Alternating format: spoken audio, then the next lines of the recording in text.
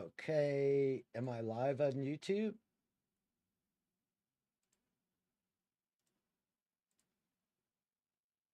Let's see. Yeah. Okay. All right, let's go over to YouTube. Let's go over to YouTube. Okay, am I live on YouTube?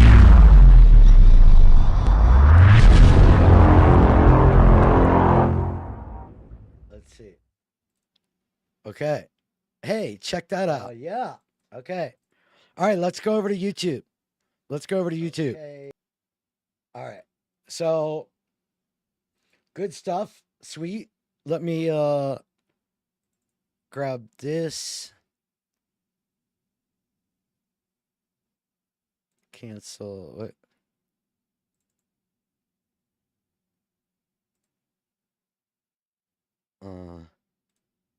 Okay. All right. All right. We're getting there. Okay. Nice. Nice.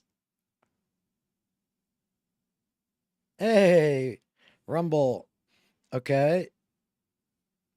I see him like faded out, but that's okay. Let me make OBS bigger. Okay. Put this over here, close this thing. Okay. Word. I don't know how to get chat on stream yet. But we'll figure that out another day. We'll figure that out another day. All right. Word. You can hear me. And let's make sure you can hear the desktop. Corruption. All right, that's a little loud. But I say, I change your name, and I speak over you as I do America. For you call yourself America, I say United States. You say Colorado. I say Colorado, for you will do my will, and you will do what I've asked, and you will do the things that I have desired to raise you up once again, and I will cause the new to arise as I take away the old. For a great reform shall arise, and men shall say, I remember Colorado, I remember those days, but now we are Colorado, where we stand for justice, we stand for what is right, and that which has been... Yeah, hell yeah, let's go, let's go. We did it. We did it. I don't know how my mic sounds, but I'll go back and listen to all this. But at least we got that done. I got it set up. We're rocking and rolling. Legislated that you thought would begin to be passed down upon other states and would be a precedent and would be a protocol for others. God says, I will overturn, as I did the tables in the temple, your legislation, for I will rename you Colorado, and there is a great reform that is coming to you. Now, make sure you have not top chat, but live chat on. Potato. But also this country, says the living God.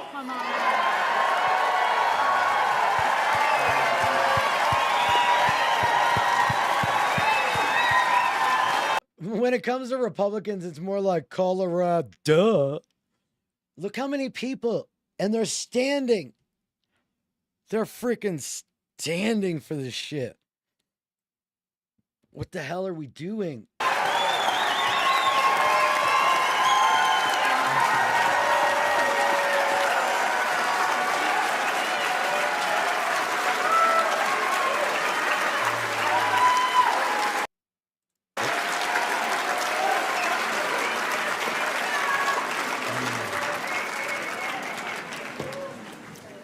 So I was in Jerusalem.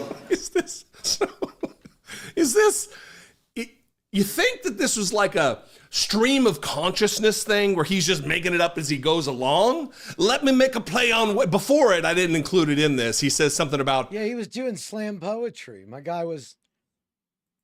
Dude, he was freestyling and profiling. He was doing the Ric Flair. Leave him alone. Give the guy a fucking break. Okay, so this is Owen. Used to be Telltale Atheist. Now Owen. And I watched some of this, and it is just fucking wild.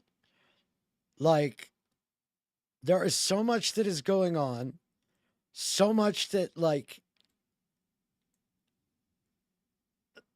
I think it might have been Blues Brothers. Somewhere they're in like this tiny little apartment, and the train goes by, and dude's like, how often does the train go by? So often you won't even notice. And that's where we've reached exponential growth of this, where it is now just part of the lexicon and discourse, to the point Dana Bash asked Mayorkas about the Great Replacement Theory. Is the Great Replacement Theory an actual Biden policy? I'm fucking real. Perfectly. If Hitler, a bad guy, can do all of that, imagine what a good guy dictator could do if he had all of that power. Christian nationalism, at its heart, is the attempt to centralize power, to turn it into kind of an authoritarian structure. As a matter of fact, this Christian nationalist right here, Lauren Witzke on the left, she explains it. Now, I don't know why she has a hamster in her background, but she's influential. She's not a nobody. She has been on DirecTV for years. Like, she worked for True News for a while. I think she may or may not have worked for Marjorie Taylor Greene. I don't remember. But she worked for, oh my God, who else? Stu Peters. She worked for Stu Peters, maybe InfoWars. Extremely influential. And she sums up Christian nationalism pretty succinctly also here. There's probably agree. Look, I'm not against theocracy or authoritarianism if it's coming from God. Like, God, for the most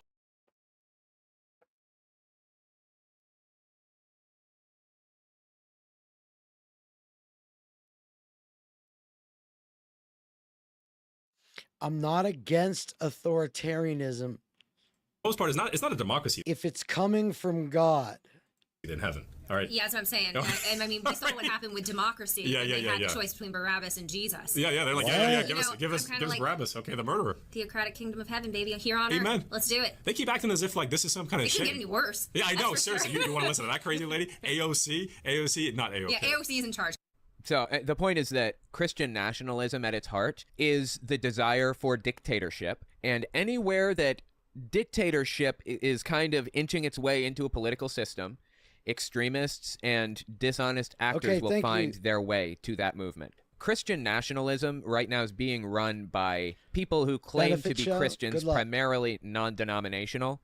It's a form of Pentecostal, really, that have a very specific set of beliefs. I gotta respect the nonchalant nature of the house here. Existed for about 100 years at Hail least, hamster. but is largely like undefined as its own little It's pretty funny thing, if you will. Anyway, that is the movement, the evangelical movement that has decided to try to turn it into a dictatorship in the U.S. Listen to what this guy has to say. By the way, both of these people are Christian nationalists. Has nothing to do with being Christian. That's not my issue. It's the Christian nationalist part that I have an issue with here. They're not based upon fascism that Hitler was. I mean, that's not, yes, he wanted pride in Germany again. They'd been decimated by the previous war. I mean, their inflation rate was astronomical. Yeah, Germany was very heavily damaged by World War I and the sanctions placed upon them. Even though World War I wasn't entirely Germany's fault, it was a bunch of tensions. I mean, ask yourself right now, what caused World War I? Most people can say it was the assassination of Archduke Ferdinand. Is that who it was? Sure, that kicked off the war. But why were people fighting? Exactly. What was it fought over? Why was there a World War? World War II was because Hitler wanted to kill a bunch of people, right? Why was World War I fought? It was actually because people just got really pissed off at each other and kept escalating and escalating and escalating. And one guy attacked one country, and then another country saw that this country was occupied, so they swept in, and then somebody saw that one was, so they swept in, and everybody... see if I can figure out how to add chat to screen. It was all fighting on all fronts, and it was just a huge mess. That's what World War I was fought over, really. But Germany was blamed for it. They had a lot of... There was plenty of blame to go around, Germany included. Anyway, so what he's saying here is accurate to a degree, but did you catch what he said at the beginning of the sentence? Fascism that Hitler was. I mean, that's not... Yes, he wanted pride. He frames this like fascism is a good thing. They're not based upon fascism that Hitler was. I mean, they're not based on fascism like Hitler was. Like Hitler was a bad guy. Imagine what a good guy could do, right? Imagine what a good guy was astronomical. could do. The Weimar Republic. Now, that's what a bad leader can do. But imagine what a good leader. Imagine what a good fascist leader could do. That's what Sam Drismala said. Bannon's bad. I'm going to be a good leader. That's what he's saying here. Really think about this. Process this. This, by the way, is on Victory News. Or it's on the Victory channel on TV, like Cartoon Network or Fox or Oxygen or whatever. It is a TV show on DirecTV and whatever other cable packages. These people are not nobodies. This is owned and endorsed and operated by Kenneth Copeland. Kenneth Copeland Ministries, and they're talking about, they're encouraging their audience to embrace fascism. Like, that's the word they're using. It's not my word. Quick note before we continue, I want to let you know I just wrote a book. If you want to check it out, owenmorgan.com/book. It's a book about my experiences within Jehovah's Witnesses. It's completely understandable if you know nothing about Jehovah's Witnesses. And if you're a Christian, it's a good reference to use for why Jehovah's Witnesses are wrong about their interpretation of the Bible. The last chapter of the book is 100 questions that I have for the governing body. I'm selling the last chapter separately as its own separate guide if you guys want to get that too. So check it out, owenmorgan.com/book. I'd appreciate that. Economical, the Weimar Republic. Now, that's what a bad leader can do, but imagine what a good leader could do with nationalism or even Christian nationalism. I mean, if Hitler can do that, bad guy, imagine what a good guy can do. By definition, if they force their interests and beliefs and opinions and ideals on other people, they are not a good guy. They cannot be considered a good guy. If they have to do what they would have to do to get into the position where they're a dictator in the first place, they're not a good guy, period. And it's like, it's disturbing as hell to hear people normalize fascism and extremism and Christian nationalism in front of an audience of millions, literal millions. I don't think this is Flashpoint TV, but this guy right here, Gene Bailey, he runs Flashpoint. And Flashpoint is gigantic if you don't know what it is. It's a TV show that moves around the country and does.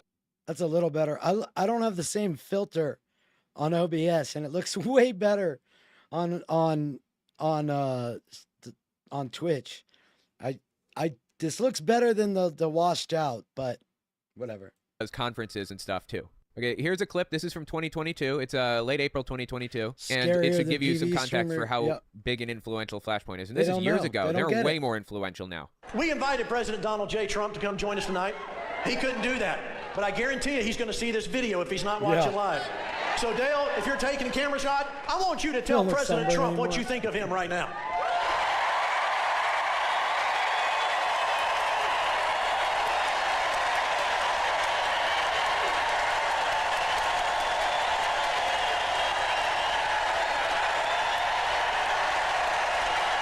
I really want this to sink in. Let it sink in. It's the same place, by the way, if you didn't notice. How many people is this? Is this, I'm not good at crowd estimation. 15, 20,000, maybe? I'd say 15 or 20,000. This is like an average Tuesday for them. This is what they pull, these types of numbers, when they hold conferences or whatever. And Gene Bailey, this guy here, is talking at a table with this other dude about how fascism is a good thing and they want more of it. And if we could just get a fascist leader in the name of Jesus, then it would be perfect. Our patriotism in our Constitution was taken from the Bible. Our three branches of government are... This is so bad. And like I've been saying, no matter how much I show you, it's worse than I can show you. And it's not getting addressed. From the book, God our lawgiver, God our judge, and God our sovereign. It's completely made up. It's fabricated out of the ether. That's not true. Our laws were not, or our government structure was not formulated from the Bible. It wasn't based on the Bible in any way. In fact, the people who created our Constitution and our governmental structure were largely Enlightenment thinkers. Thomas Jefferson is extremely influential in the founding of the country, and he was an Enlightenment founder. Enlightenment is the idea that we don't need a God to do anything for us. We can figure our own way out by using logic and reason. That's what the Enlightenment was. Quick interjection, this won't take long. If you like what I do, I'd appreciate it if you watch the video to the end. YouTube bases video reach off of watch time, so watching even an extra minute makes the video go further. Liking and subscribing goes a long way too. Finally, it would be awesome if you guys checked out my Patreon. All links are in the description, of course. Okay, back to the video. These people are just rewriting history to make it out as though, you know, America is Christian, should be Christian, and it's not even like Christianity that's the issue here. Again, sure, fine, okay, there are a lot of Christians in the U.S. Absolutely, yeah. These people don't want Christians in power. Christians are already in power. What percentage of Congress is Christian, self-professed? 98% or something? Christians already control the government. It isn't Christian or Christianity that this guy wants in authority in the government. Nationalism. It's somebody who would be willing to be a dictator on his behalf and force people to act a certain way, to do certain things, to follow certain traditions and rules and so on and so forth. He doesn't want a Christian nation. He wants a dictatorship. Very different.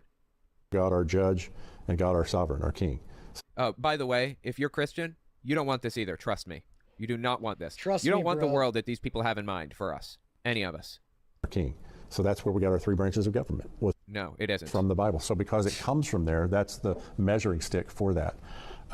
Daniel, the book of Daniel talks about in the last days in all different nations.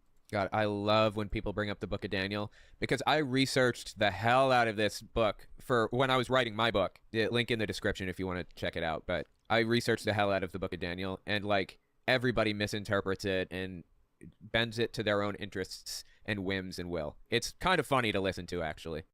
Daniel, the book of Daniel talks about in the last days in all different nations. So nationalism is a thing. It's going to be a thing. Wait, did he just pick out a single word? He said the book of Daniel referred to the last days, and it also contained the word nations? Is that what he just said? I don't know. Like, what is he interpreting from the book of Daniel? I don't understand. Fucking It's like Jehovah's pronouns. Witnesses just picking a random number out of the book of Daniel. There's a verse that says 2,300 mornings and evenings. And they say, well, day-year principle, an old archaic Bible principle that's ridiculous and rejected by a lot of people. So that means 2,300 years now. So let's apply that to some random thing. What did 2,300 mornings and evenings originally mean? Doesn't matter. It's irrelevant. Doesn't matter. That's what he's doing here. He picks a random word out, nations, and he's justifying What up, dictatorship with that. That's insane. Bible. So because it comes from there, that's the measuring stick for that.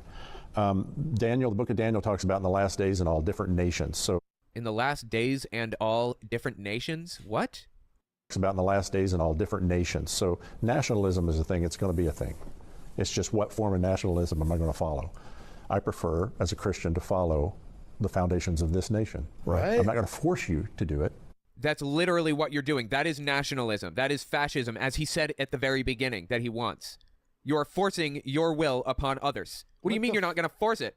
Nation. Right. I'm not.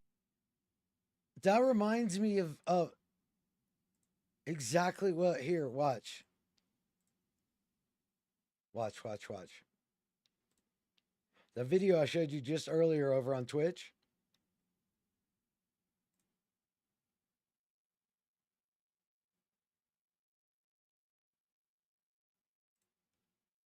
We're in the fight.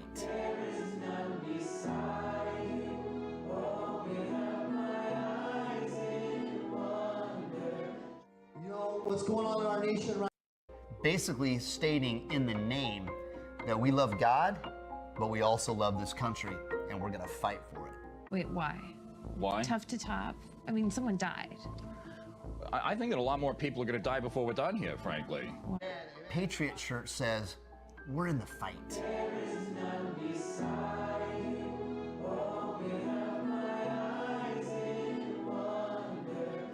You know what's going on in our nation right now? It's like if you've ever seen the Lord of the Rings movie and the orcs are released from the place of darkness. And did you know there's only one thing that can push back the darkness? And it's not Black Lives Matter. And it's not Antifa. The left, they believe in abortion. We think it's murder. They believe in gay marriage. We don't believe that. We believe that there's one kind of love between a man and a woman that makes a marriage. So churches are trying to pretend like that divide isn't there, but we're not. We're saying, hey, there is a divide, and we're going to pick a side. Well, people die violent deaths all the time, right? Like, this is part of the reason that we want an ethno state, right? So, like, the blacks are killing each other in staggering numbers from coast to coast. We don't really want to have a part of that anymore. And so, the fact to me, all right? The country that's ever existed. Violence, and the right is just meeting market demand. America's the greatest country that's ever existed, and it's because of Judeo-Christian values. I think America is best off when we have Christians, good, solid, loving Christians in power. Then everybody has freedom to worship how they choose. Put us in power. And then everybody gets freedom. I'm not going to force you to do it, but don't deny our rights to do it. That's literally what you're doing. That is nationalism. We're in last days in all different nations. So nationalism is a thing. It's going to be a thing. It's just what form of nationalism am I going to follow? I prefer, as a Christian, to follow the foundations of this nation. Right. I'm not going to force you to do it. That's literally what you're doing. That is nationalism. That is fascism, as he said at the very beginning that he wants. You're forcing your will upon others. What do you mean you're not going to force it? Nation. Right. I'm not going to force you to do it, but don't deny our rights. There it is. To do that as well. Don't deny my... Dude, this is wild. I have to fix my camera real quick.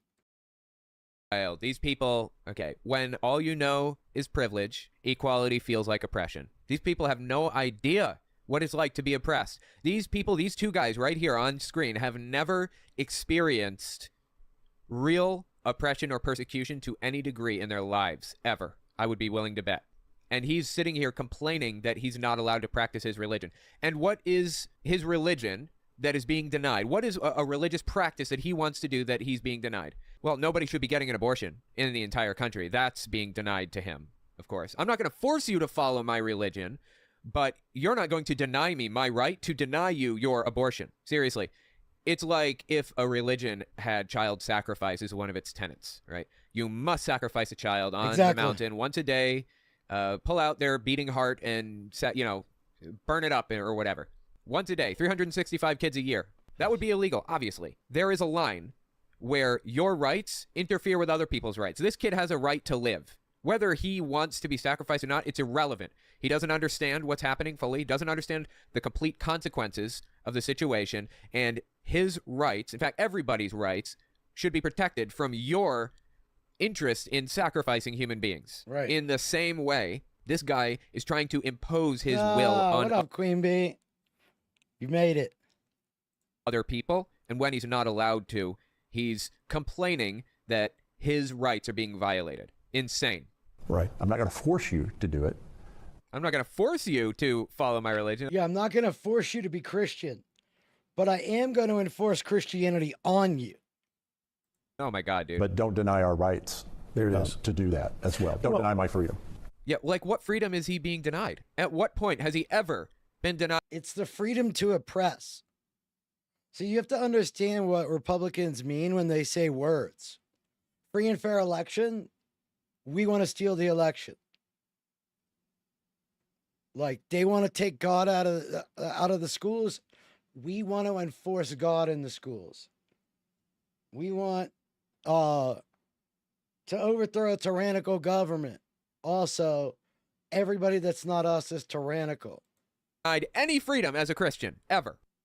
And we know the Constitution is full of references to the Bible. Basically, no, it isn't. Basically, what it is, if you don't give us as Christians the right to circumvent the laws based on Christianity, then you are oppressing us. If we don't get special treatment to not report child sex crimes, if we don't get special treatment to be able to move our predator priests around, if we don't get special treatment to bring old people to church in the midst of a pandemic, if we don't get special tax breaks, if we don't get our special elite status to not live by the rules of America, then you're attacking our freedom as Christians. Everywhere. But the other book that it's... No, I really want to put this down. The Constitution does not have references to the Bible. In fact, it never says the word God once. People confuse it with the Declaration of Independence. And they confuse, like, the intent and meaning behind the use of the word God in the Declaration of Independence. It was a secular government. The United States was secular. And you know what? If it wasn't, it should have been. It is now. And it should stay that way. Well, it's not really. Now it's secular. Hey-o. Now, they're, Christian nationalists are moving it in another direction, as he's clearly stated. My freedom. And we know the Constitution is full of references to the Bible. Everywhere. But the other book that it's pulled so heavily on is... oh, God, don't tell me it's The Art of the Deal by Donald Trump. Tell me that's what he's going to say. Is John Locke's Two Treatises of Government. I was really hoping. Now... if you don't know the Two Treatises of Government, as he mentioned just now, John Locke's Two Treatises of Government. The other book that it's pulled so heavily on is John Locke's Two Treatises of Government. Two Treatises of Government is the base. Dude, look at that fucking guy.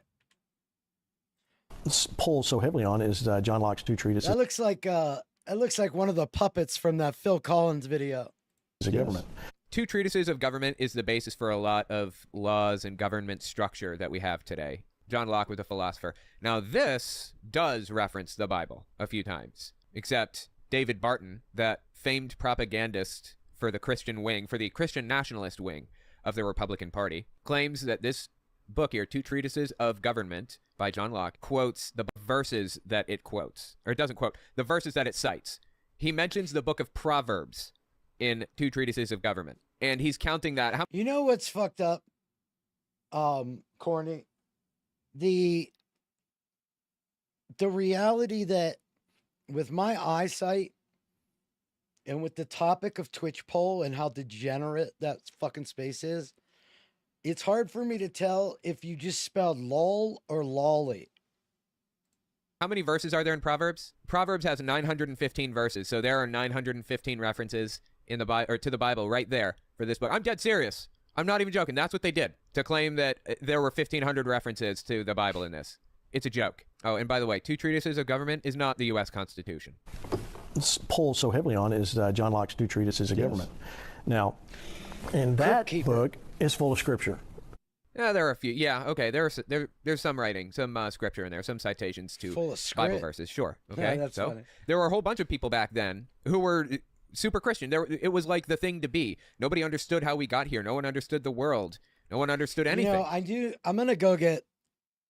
I got glasses like a year and a half ago, but I went to one of those like 1 hour jumpies, and like they're just magnifying glasses. It helps me read my phone, but I still take screenshots and pictures of stuff and just blow up the picture. If you were anything, you were a deist. You believed that a God came along and sparked us into being and then left. That's what Thomas Jefferson was. I've never I guess there were worn atheists glasses or contacts my whole life. around, but they were exceedingly rare. Anyway, the point is that these people love to twist history around and rewrite it until it fits what they want it to fit. And they want a fascist dictatorship. That's what he said, right? That's what the guy said in the beginning. Now, again, this is Gene Bailey on Flashpoint talking about how to start this Christian nationalist state, which honestly is becoming a euphemism for fascist dictatorship. This, by the way, this clip we're about to watch, this is from September 15th, 2022. And ladies and gentlemen, if you didn't know it, you're in the middle of a war.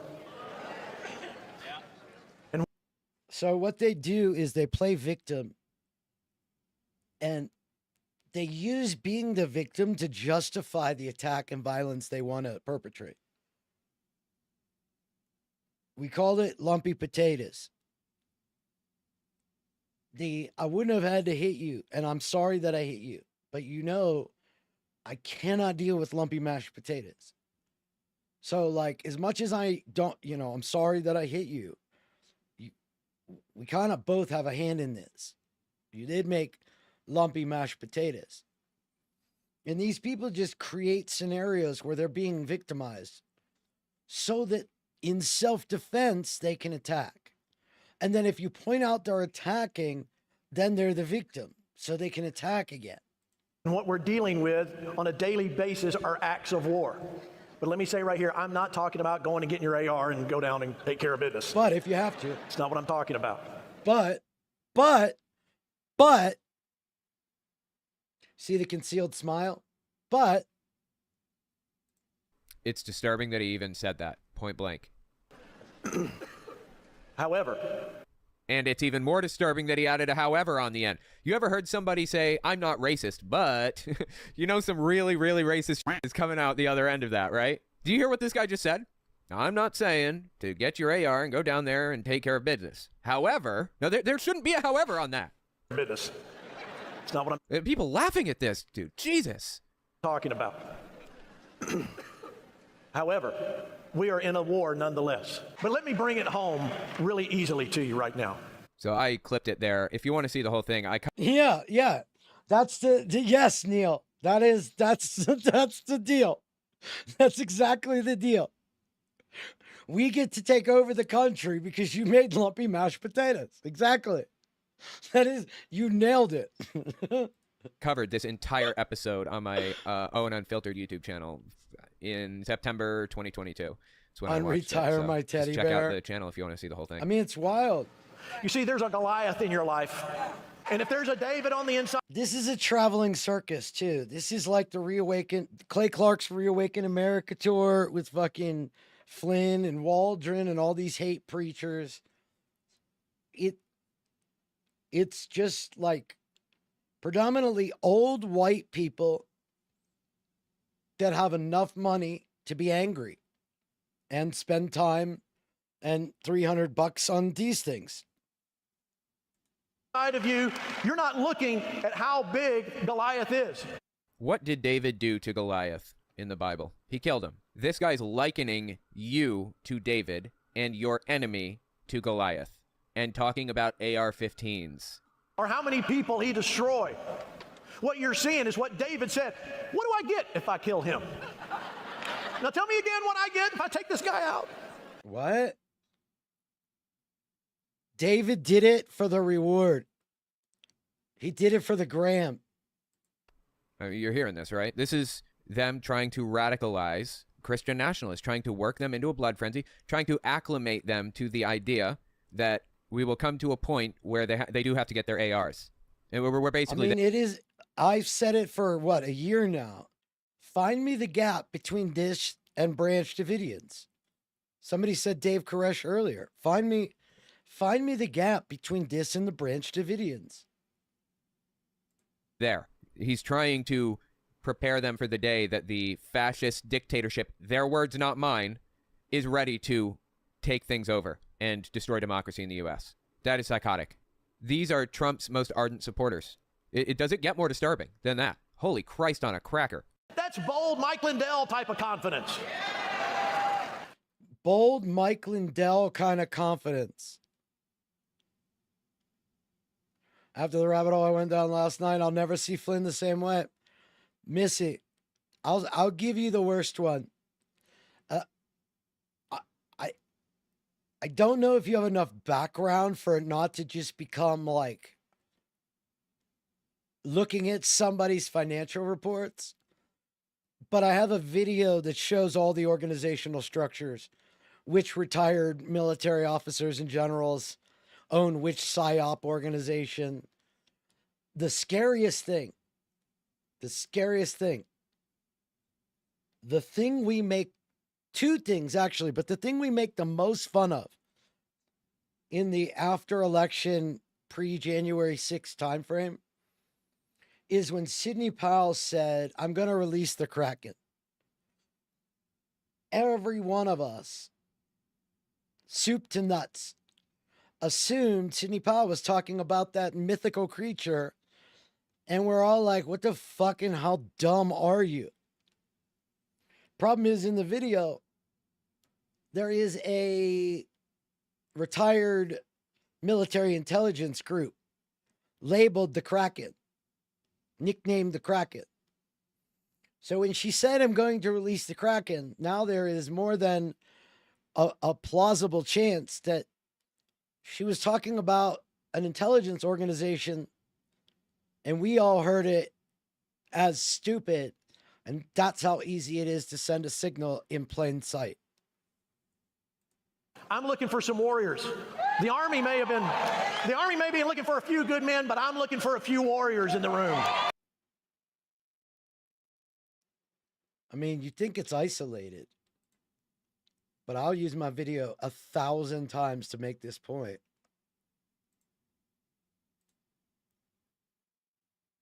Because I don't know any other place to get the montage. What happened on January 6th? I guess you were, of course, there for a bit. What's your take on what really happened? Sure. Well, I was there on the 5th and organized a rally where we led prayer. Multiple pastors prayed, and we're praying for the city, for the future of America, preached the gospel, had thousands of people respond. So the 5th was like revival for us, for what I do, right? And I'm telling you, the early revolution didn't just start in the bars. It didn't just start in the Boston harbors. It was sparked in the pulpits of America. There were a group of preachers called the Black Robe Regiment that started this nation. It's time for God to raise up a brand new generation of black robe preachers that love Jesus, that love the Word of God, but love America and love freedom. Amen? So I receive my responsibility. And I will never wear a yellow robe. I will only wear the black robe. And now as a minister, I lead sheep, I feed sheep, and I kill wolves. Hello, fellow deplorables! We have a nation at risk, and it's time for a revolution. Are you guys ready? Are you guys ready? Are you ready to start a revolution? You see, because our founding fathers, when they signed the Declaration of Independence that day, they weren't just signing a document. They were signing a death warrant. Because they knew when they signed that document that not only them, but their families were at risk for death. Are you guys willing to fight for this nation? What's up, Patriots? How you doing? We're Bikers for Trump, and we exist for the sole purpose of seeing Donald Trump elected in 2020. We got his back, and we got your back. Folks, we're on the brink of socialism, which is the Venus flytrap for any democracy, for which it stands. One nation, under God, indivisible, with liberty and justice for all. And if any of those things ring true to you, then you better step up right now, because we're on the brink of a revolution. And I, for one, will take the first bullet. If there's anybody out there from Antifa Good or as Black Israel Lives shit. Matters, spin your first fucking bullet in my chest, okay?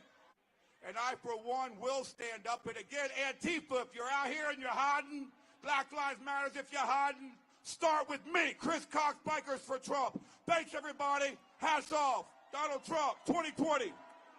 The enemy to destroy this beautiful and great land that our forefathers gave to us. We will rise up in this time and say, like Paul Revere, the leftists are coming.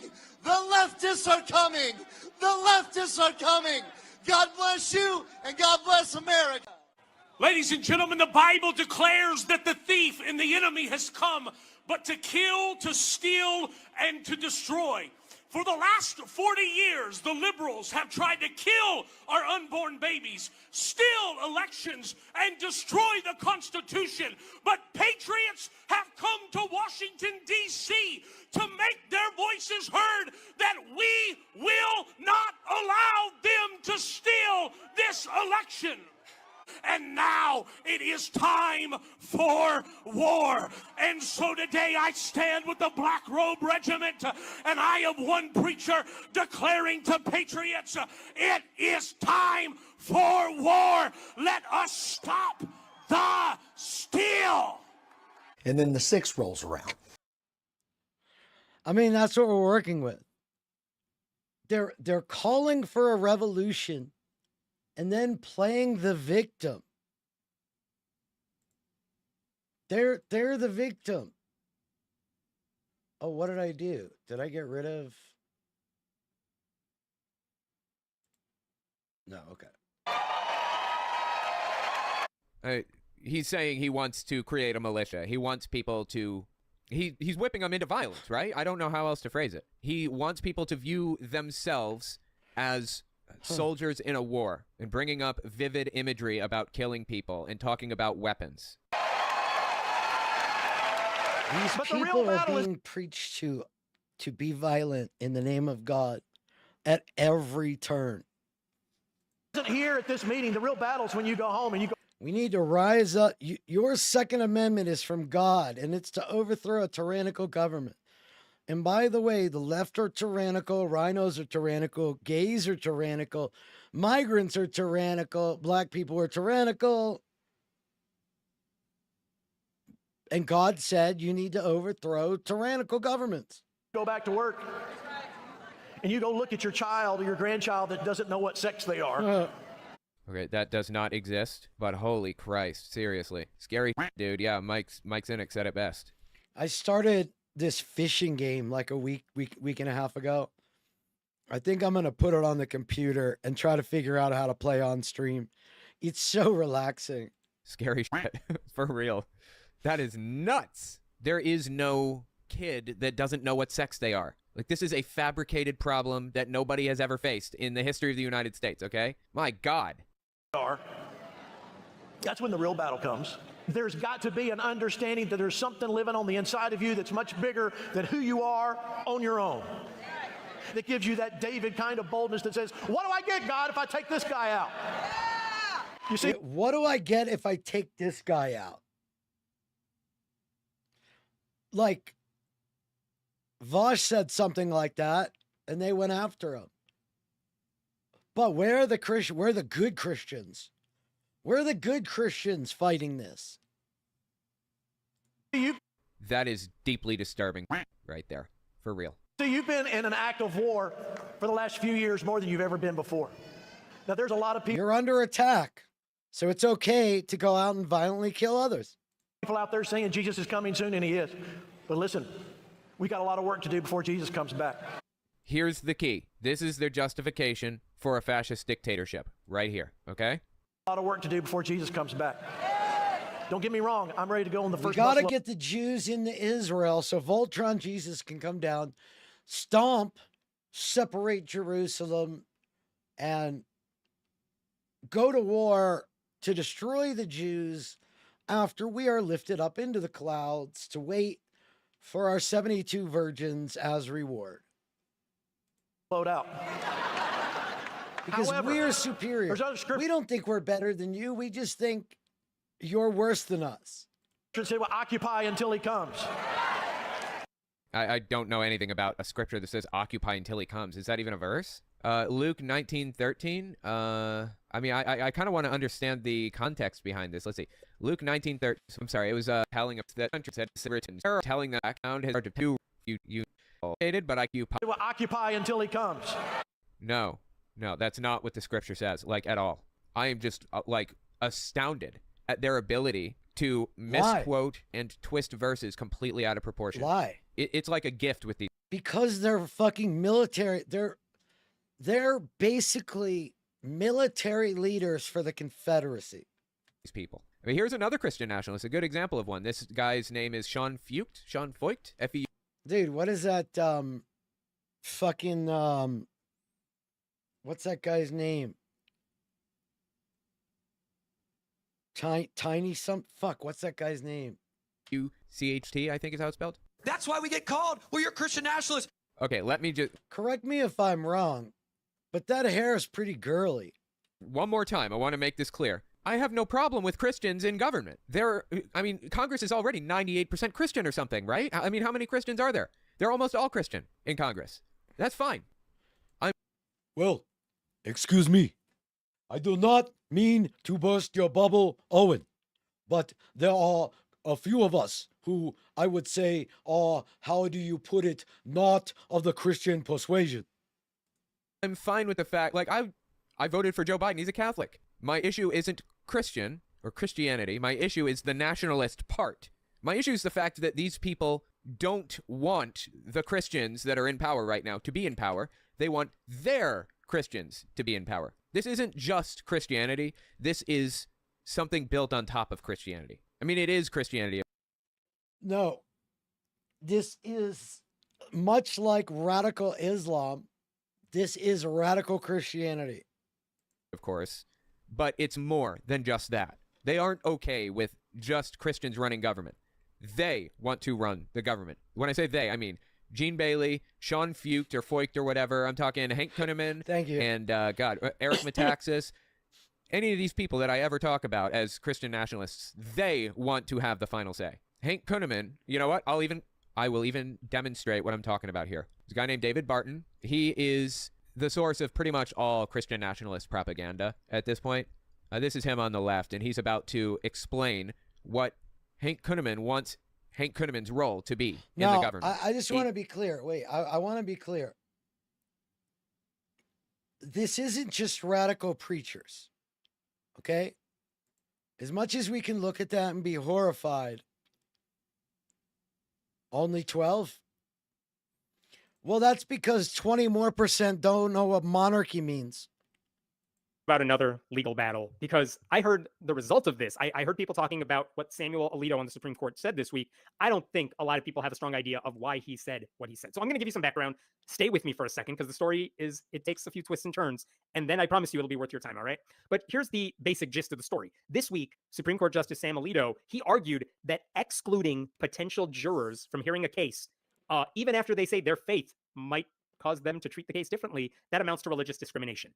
And it's a batshit crazy thing to think, but I'm going to tell you how he got there, okay?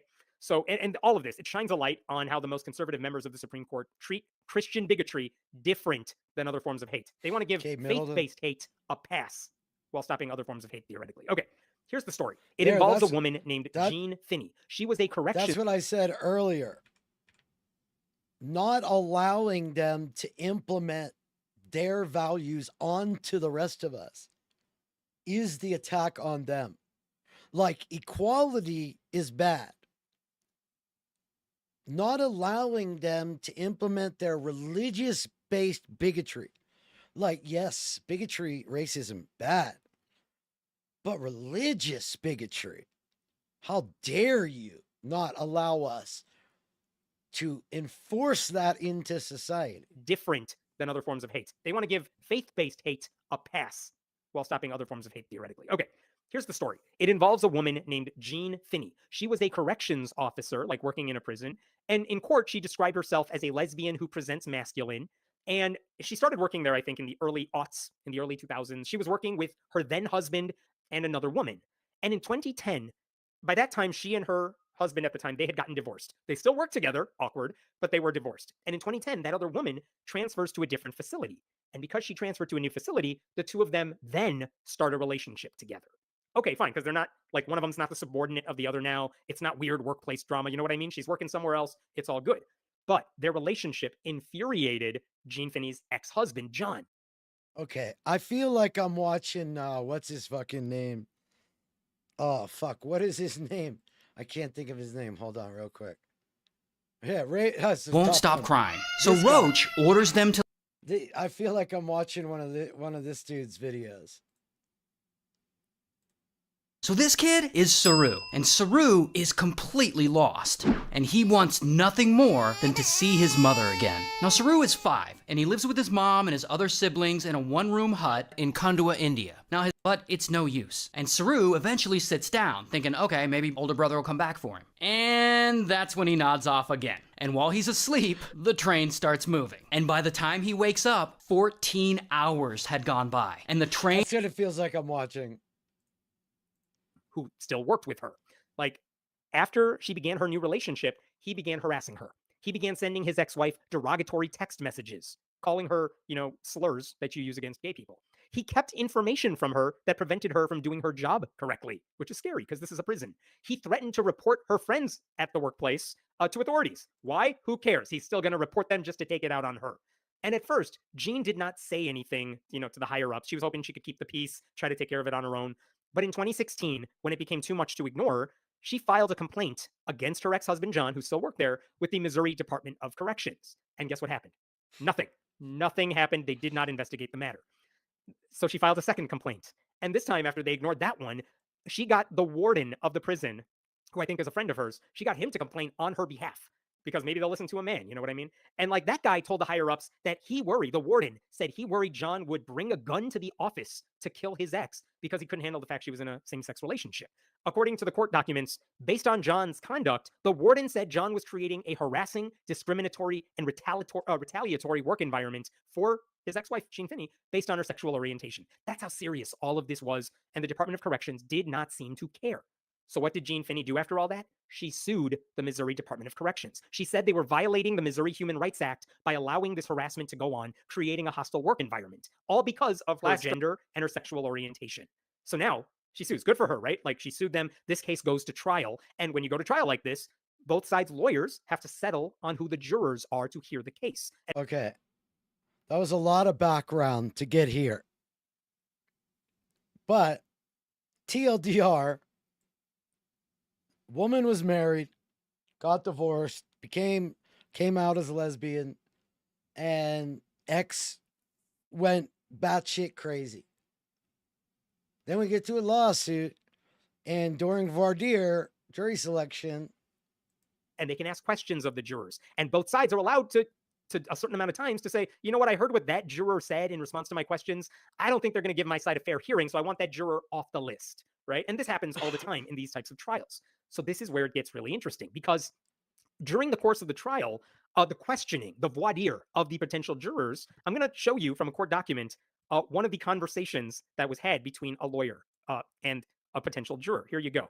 Check this out. This is the lawyer for the Department of Corrections. Okay, thank you. Earlier, I think you had raised your paddle on the question about growing up in a religion where it was taught that homosexuality was a sin. Was that something that you were taught when you were growing up? And according to this potential juror, the juror says, no, it's in the Bible. The Bible talks about it. But as I tried to say, a sin is a sin. And every one of us here sins. And I don't imagine any of you would deny it. We all do. It's just part of our nature. And it's something we struggle with, hopefully, throughout our life. So homosexuality isn't any worse a sin than stealing something. A sin is a sin. It's all on the same level. And then the lawyer says, do you think that would impact your ability to be a fair and impartial juror in this case? Absolutely not. That has really nothing to do with, in a negative way, with whatever this case is going to be about. Trust me, bro. Okay, I'm going to pause there, but just to...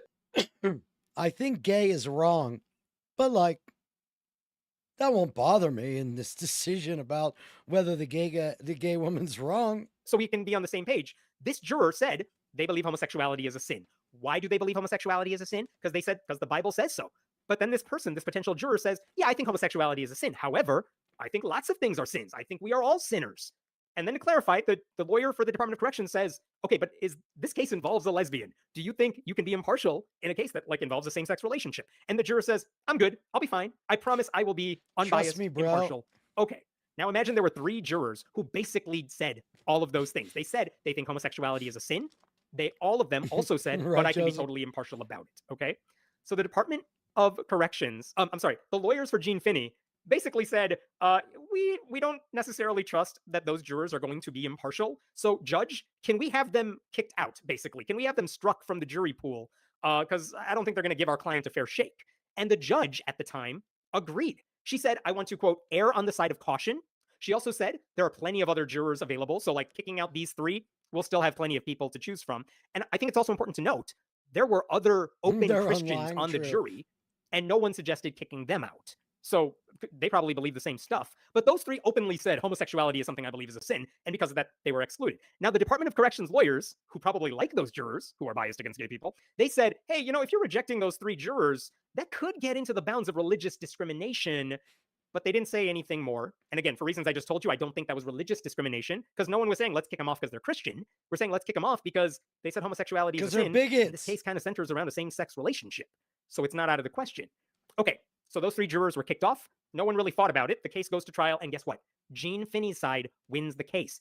The court awarded her $175,000 in non-economic damages and another $100,000 in punitive damages. Let's go! Case resolved. She wins. Hallelujah, right? Well, then, the Department of Corrections lawyers said, you know what? Now that we see how this has all played out, we want a new trial. Why? Because the, quote, blanket exclusion of certain jurors on the basis of their faith, even though they promised to be impartial, they said it violated the Equal Protection Clause of the U.S. Constitution and the Equal Protection Clause of the Missouri Constitution and a different part of the Missouri Constitution. Basically, they lost the case, and they're like, who can we blame this on? We can't blame it on ourselves. We can't blame it on the law for being against us because we were wrong. Let's blame it on the fact that those 3 random jurors who are bigots, they were kicked out. Let's blame that. And basically, the appeal was denied by a trial court. So they appealed again to the Missouri Court of Appeals, and that was also denied. Basically, those justices said, if you had a problem with this, you had an obligation to raise those concerns in the moment, and you did not do that. You can't wait for the trial to be over and then say, oh, we had a problem with the jurors back in the day. We didn't say anything about it at the time, but that was our concern. You can't retroactively complain about a tainted jury pool. They also pointed out, those jurors, this is what the Missouri Court of Appeals said. They said the jurors were not excluded because they were Christian, only because they had strong views. It's going to be so confusing.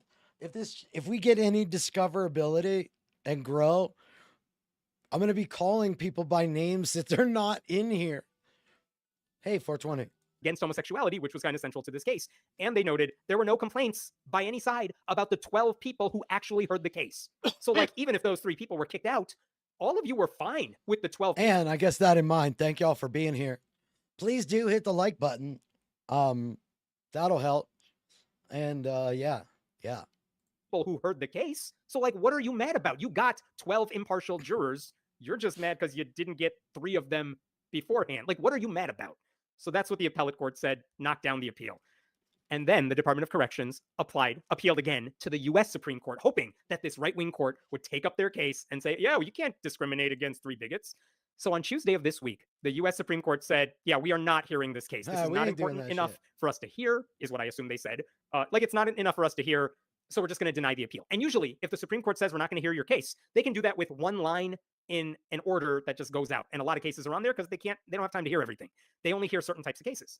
But Samuel Alito said, listen, I agree that we should not hear this case. Why? Because the Department of Corrections lawyers did not do the paperwork. They did not file their complaints in time. They didn't follow the procedure to complain about jurors. Like, they did everything wrong, so we're not going to hear this case. I agree with what Sam Alito said in that case. But then Samuel Alito decided to just add on an extra 5 pages explaining his concern. He didn't have to do this. He just decided to chime in to explain his thinking. He says, yeah, we should not hear the case. However, I am disturbed by what the case reveals. And let me show you what he wrote here. Okay. This is crazy. Right, here it is. It's 5 pages. You can see. Now, we know the Alabama Supreme Court just outlawed in vitro fertilization based on the religiosity of embryos being people. And we think that's an outlier. I do believe the decision was 8-1. I might be wrong on that, but this was like 30. Excuse me. Wow. There's like 30 to 50 references to God in the judge's ruling. And it's not rooted in the law. It's rooted in the Bible. So we have these crazy preachers doing all this bullshit while we have the Republican Party in conjunction with Heritage and the Federalist Society and this whole Project 2025 bullshit in conjunction with these hate preachers. So from the president, their top Republicans, the top justices, the 11th Circuit, the Supreme Courts in all these radical states, this is fundamental to the Republican Party now. And not being willing to face the two parties aren't the same. Yes, there's bad things about the Democrats, but these are not the same. It's not like not ideal and Nazis are the same. And that's not ideal and Christofascism isn't this, they're not the same. Not being able to grasp this, understand it, explain it, argue about it, so that people that are just being lazy and going along with, I don't like Joe Biden, he's old. Okay, yeah, he's old. Now what? Now I'm just not going to vote. So you're fine with children being forced to learn Christianity in government-funded schools. As a Jew, I'm not a big fan. Because I remember having to fucking sing the songs and pledge allegiance and do all this dumb shit. Like singing Christmas carols as a Jew. Fun times. No, thank you. But see at the very top I didn't have those rights. Document here. Missouri Department of Corrections versus Gene Finney. Here's Samuel Alito. In this case, let me blow this up a bit. In this case, the court below reasoned that a person who still holds traditional religious views on questions of sexual morality is presumptively unfit to serve on a jury in a case involving a party who is a lesbian. That holding exemplifies the danger that I anticipated in Obergefell, namely that Americans who do not hide their adherence to traditional religious beliefs about homosexual conduct will be labeled as bigots and treated as such by the government. Man, oh man. First of all, notice his euphemism for the word bigot. Those people in the jury pool, they were not bigots. They just held traditional religious views on questions of sexual morality. Like, yeah, religious bigotry and flowery words isn't bigotry. It's bigotry, but our religion says we're allowed to be bigots. And if you don't allow us to be bigots, then you hate our religion. Like, yeah, they're bigots. We know. Just because they say my religion tells me to be a jerk does not give you license to be a jerk on a case involving someone that you're a bigot towards. Like, what's with the euphemism here? But also, he said back in Obergefell, that's the case that made marriage equality illegal nationwide. He said, and he quotes himself, I said people who disagree will be labeled as bigots and treated as such. Because they're bigots. Like, what are you mad about? That's why people don't like Alito either, because he makes horrible decisions. Like, you should be criticized for some things. You know what I mean? But he's basically mad because it's already not okay. A lawyer who's trying to select a jury, you can't say, hey, that juror is black and my client is not black, and like I think that guy's going to be racist toward my client, so I want him struck from the jury because of his race. You cannot do that. It's illegal. I mean, there are ways around it that a lot of lawyers have used, but you can't do that. If the person says, I think being black makes you inherently more criminal, yeah, you can fucking get rid of that person. You also can't say, well, she's a woman and I don't want her hearing the case. You can't do that. You can't discriminate against. What I want to know is, am I allowed to claim my religious beliefs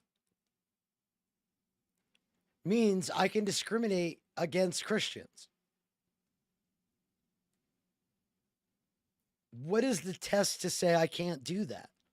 Because there is zero test about their actual belief in Christianity.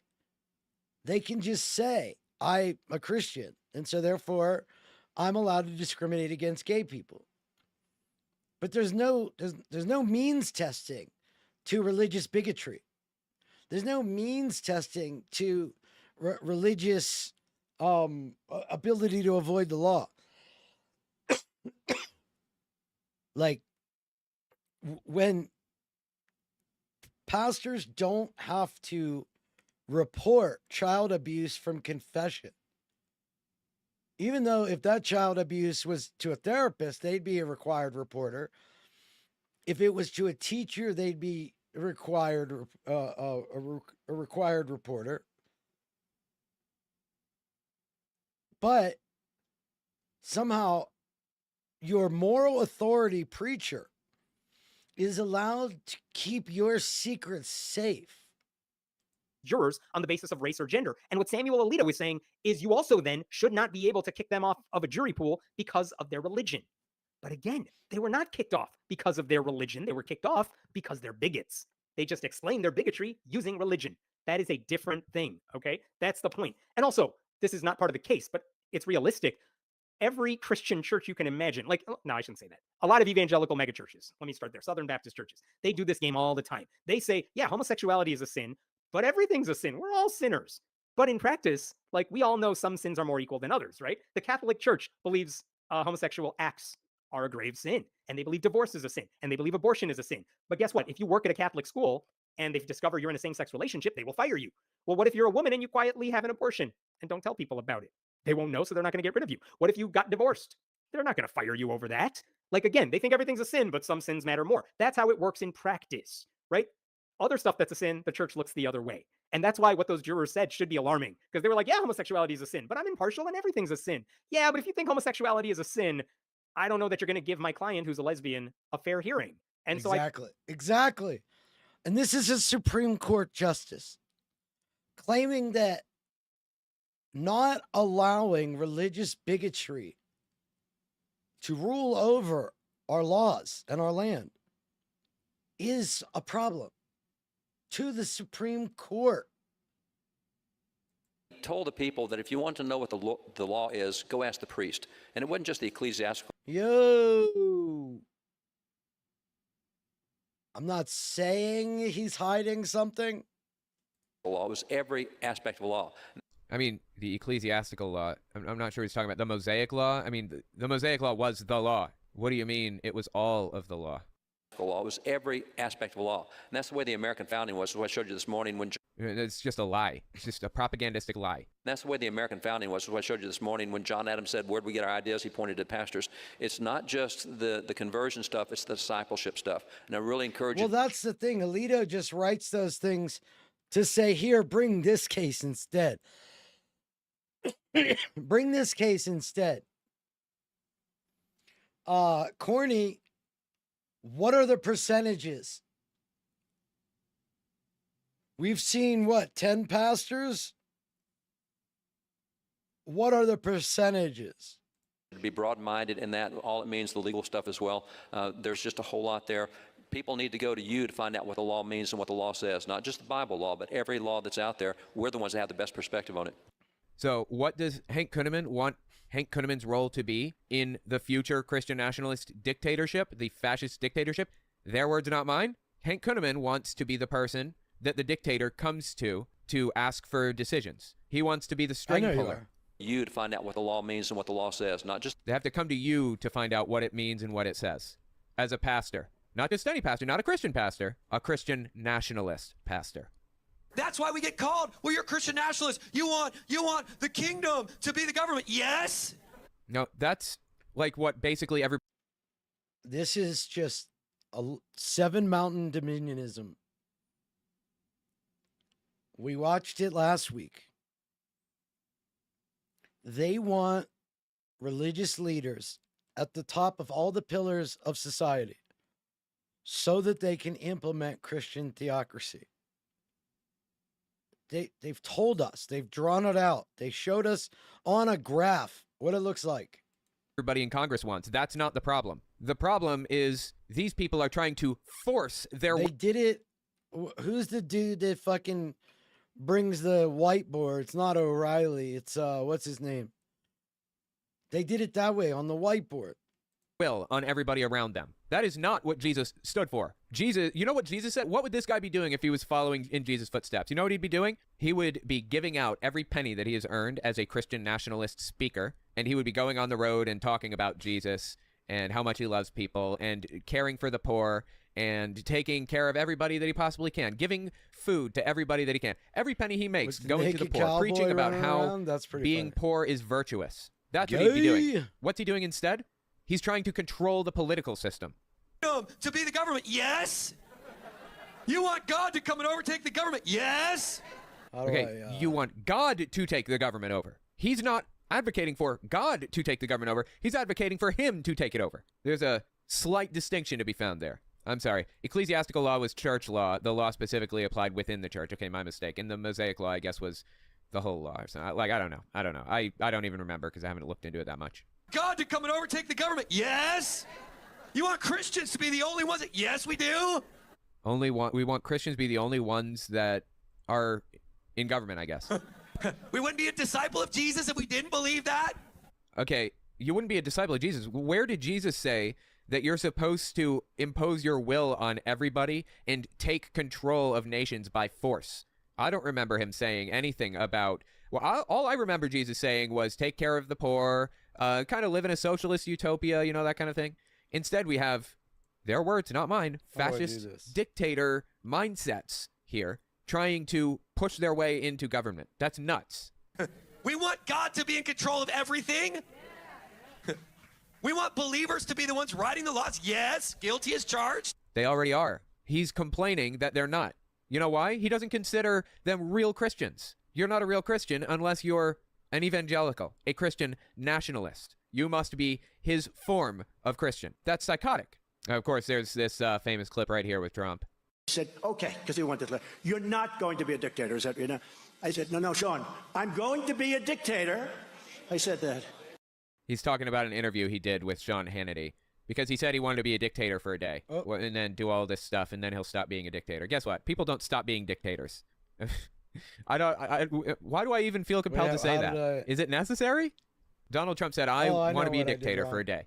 And Sean Hannity said, but you don't really want to be a dictator, right? Just clarify this for me. Like, do you want to be a dictator? And Trump reiterated, yes, I want to be a dictator. Now, Donald Trump has positioned himself perfectly to be the conduit through which the Christian nationalist extremists control government. They endorse him. They get him voted into office. And he puts in the judges that they want. You know, they hand him a list. Here. And that's how Roe v. Wade got overturned, and that's what AOC was saying.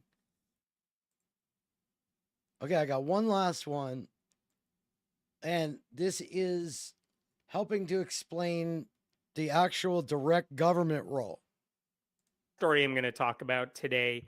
It has to do with an article that was in The Atlantic recently, and it just bugged the hell out of me. And here's the question this all boils down to.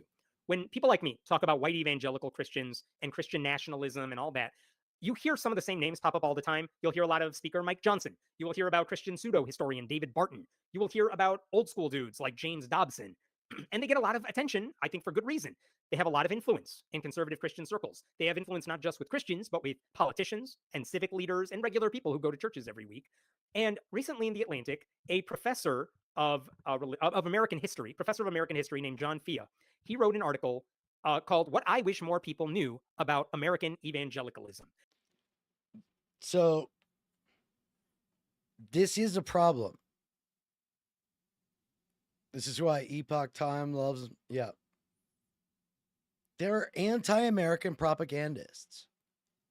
And the entire Republican Party is anti-American. Imagine liking Russia more than you do America and calling yourself a patriot. I mean, it's astounding.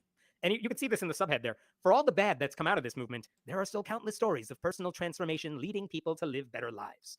And the gist of his article is that we're being unfair by equating white evangelical Christianity with like the worst people. Because he's saying, you guys, it's easy to cherry pick the bad people. It's easy to cherry pick bad people, but you got to consider everything. And there's a lot of good there. And I want to cut to one part of his article right here. James Dobson, in case you're not familiar, he's the guy who founded Focus on the Family. His method of raising kids, that's the thing he was known for. If you were a conservative Christian. So who was the other guy? There was another dude that wrote books on homeschooling that was like before Warren Jeffs. What's that guy's name? Fuck, I wish Aiken was here. He'd know. You would read like his books to teach you how to raise good Christian children. And one of the things he advocated for is hitting your kids, spanking them. I think there's an opening anecdote in one of his books about like beating up a dog into submission. It's horrible. And if you've talked about like To Train Up a Child by Michael and Debbie Pearl, it's the same thing where they say like, you need a rod that is like of this size and you need to hit your kid with it. Not so it leaves a mark, you guys, but so the kid learns his lesson. James Dobson pushed the same sort of behavior. So John Fia, he talks about that. And then he says this in the article. The story of American evangelicalism isn't all negative, neither in my dad's era, which was hardcore conservative Christian, nor in ours. For all the bad that's come out of this movement, there are still countless stories of personal transformation, leading people to become better parents, better spouses, and better members of their communities. Seeing the good in evangelicalism is essential to understanding its appeal to millions of Americans. Bullshit. And I'll come back to that in a second. Bullshit. But he really goes after a lot of the very popular books that have been written in the past year or two, like Jesus and John Wayne, that talks about how, modern day white evangelical Christianity is very much about being macho, being an alpha male, very patriarchal. He calls that stuff out and he says, here we go. This is the part I wanted to share. Yet for all their value, books such as Christian Cobus Dumay's and another work as works of evangelical history are woefully flat and do not explain historically the story of my father, and I imagine millions of other men and women who learned from James Dobson how to love their families as Jesus loves his church. And this is where it gets weird, because if you need James Dobson to teach you how to love your family when his idea of love involves hitting your kids, lying about gay people, promoting violence against trans people, which he has done, then your life has taken a tragic turn. Like, you should not be taking advice from someone that horrible. Like, and if some of your parents turned out to be decent, which is what John Fia says of his own father, it's only because they did not listen to James Dobson's advice. And you know who agrees with me on that? John Fia, because this is what he wrote in the paragraph just before that one.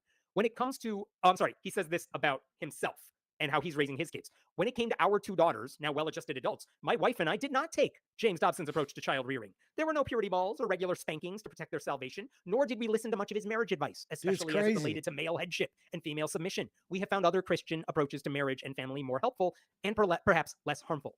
And that's a very interesting thing to say, but also he never spells out why Dobson's methods were, in his words, harmful.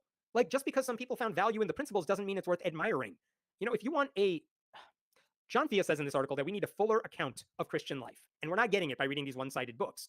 The problem with that argument is that the typical white evangelical these days holds so many beliefs that are abominable. We are not unfairly focusing on a few bad apples. We are correctly pointing out the rot that is infesting the entire apple orchard. And in his conclusion, he kind of admits this, but he doesn't want to go that far.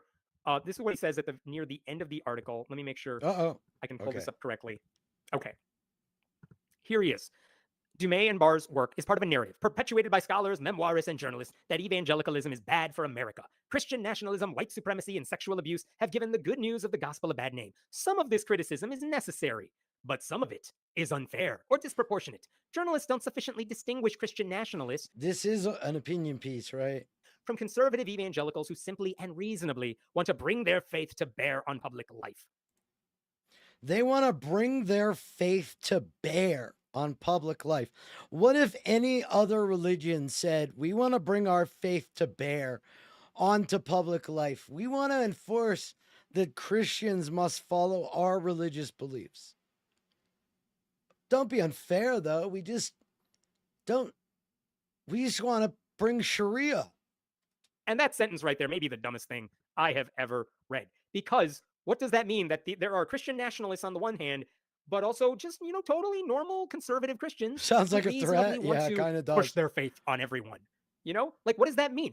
I will tell you what it means. Those conservative evangelicals who want to bring their faith to bear on public life, we are talking about people who want to prevent women from accessing reproductive health care, falsely telling gay kids they can change their sexual orientation, denying trans kids access to tools that will help them grow up, rejecting expertise in science and medicine in lieu of conspiracy theories, pushing myths about sex in the name of purity, demanding that their religion and only ever their religion enter public schools, calling for taxpayer dollars to fund their own private religious schools, etc. And all of this before we even get into the racism. Like, that's what the rank and file want to do. Just because they don't necessarily have the same platform or the power of Christian nationalists in elected office doesn't mean we have to give them a pass and treat them as good neighbors with different ideas. Yes. No. 80% of white evangelicals voted for Donald Trump in 2016 and 2020, roughly 80%, give or take a few. That's the clearest indication we have that they have failed the easiest, simplest morality test of our time, choosing as our nation's leader an unrepentant sex predator who doesn't take the job seriously and whose entire life flies in the face of their supposed values. And I know there are white evangelicals who do good things, and we could say that about every subgroup imaginable. But the country Why as is a he whole gonna talk is about worse race, off because whenever white evangelicals get enough power to make decisions for others, Well done. they hurt people. That is the history of modern evangelical Christianity as it relates to politics. I mean, if you think about, you cannot tell the story of American history without centering it around slavery. It is also impossible to tell the whole story of modern evangelical Christianity, which is what John Fia wants to do, without centering it around the awful beliefs of those evangelicals. Whatever positive traits they have, it doesn't make up for the harm they have caused. I'm going to talk about this more next week. There's a new movie out called God and Country. It's a documentary about Christian nationalism. This is the core argument in the movie as well.